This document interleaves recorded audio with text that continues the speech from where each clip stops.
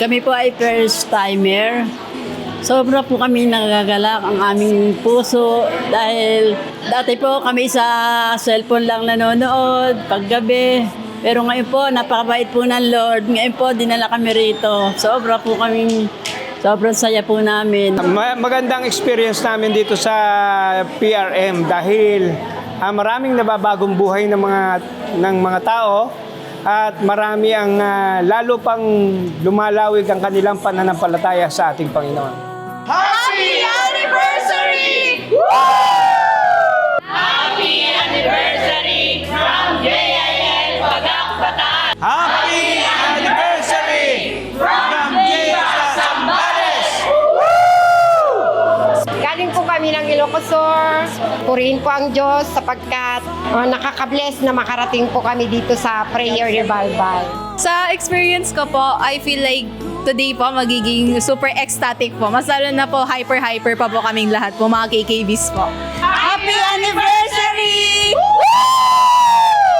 Excited dahil nakapunta na naman ulit tayo sa prayer garden upang magpuri kay Lord. Sobrang grateful po sa pinapadanas po ng Lord sa bawat isa po pag po pumupunta po sa prayer garden. Pinagaling niya po ako. Tapos eto po, tuloy-tuloy po yung paglilingkod ko kay Lord. Maraming salamat po sa lahat ng mga kasama ko sa JIL. Now I come to you, fountain of life.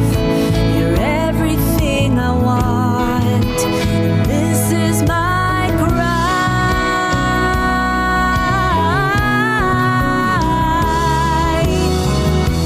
Come and reign again like you did before. Worship.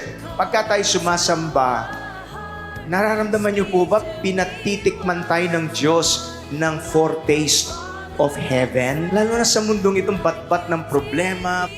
Kapag ka wala ang pagtingin ng tao sa Diyos at sa katotohanan ng kanyang salita, may dahilan nga ang tao na sabihin walang saysay ang kanyang buhay.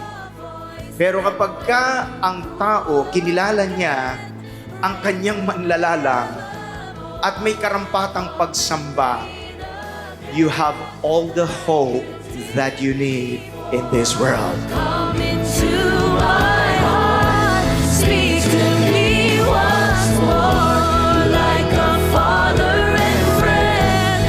Let me We are at a time that people are so nervous, pero hindi po aksidente na taon na ang celebration ng ating PRM this month. It's a reminder to the world, don't forget to look to God. Huwag kang makalimot tumingin sa Diyos. Huwag kang makalimot umasa at sumamba sa Panginoon. Laging may pag-asa. Madalas natin marinig kay Bishop Brother Reddy, God will always be bigger than all of the problems combined in this world and in the entire universe. That's our God.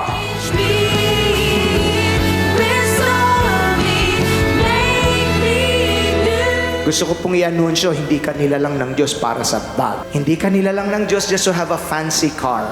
He created you for Himself. At ang puso natin na hindi papanatag hanggang hindi natutong magpahinga sa Kanya. Our hearts will remain restless until it rests in you.